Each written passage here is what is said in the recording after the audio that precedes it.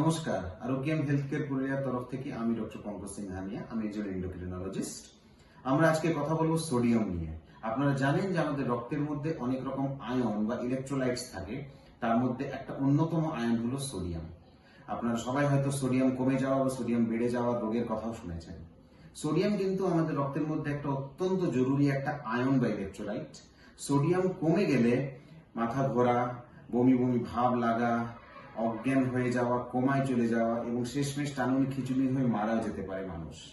ওরকমই যদি সোডিয়াম বেড়ে যায় তাহলেও কিন্তু ব্রেনের মধ্যে জল জমে যাওয়া, ব্রেনের মধ্যে হেমারেজ বা ব্লিডিং হয়ে যাওয়া, রক্তপাত হয়ে যাওয়া এবং কোমায় গিয়ে টানুনি খিচুনি হয়ে মানুষ মারা যেতে পারে।